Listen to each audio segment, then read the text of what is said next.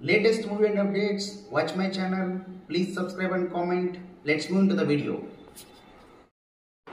లండన్లోని ప్రఖ్యాత madam DEECET మ్యూజియంలో రామ్ చరణ్ మైనపు విగ్రహాన్ని ఏర్పాటు చేసిన విషయం తెలిసిందే. అయితే రామ్ చరణ్ తాజాగా ఈ విగ్రహాన్ని ఆవిష్కరించారు. ఇందుకు సంబంధించిన వీడియోలు, ఫోటోలు వైరల్ అవుతున్నాయి.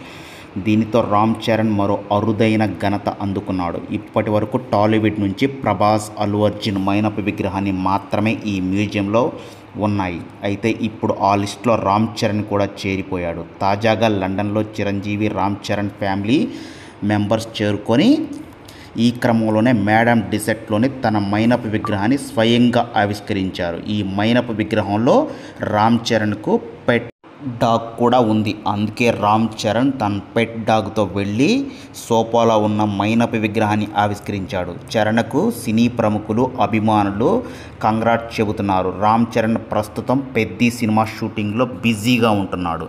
బుచ్చిబాబు డైరెక్షన్లో వస్తున్న ఈ సినిమాను ఉత్తరాంధ్ర బ్యాక్డ్రాప్తో తెరకెక్కిస్తున్నారు. విలేజ్ స్పోర్ట్స్ నేపథ్యంలో ఉన్న ఒక గేమ్స్కి భారీ రెస్పాన్స్ వచ్చింది. అయితే ఈ సినిమా ఎలా ఉంటుందో చూడాలి మరి.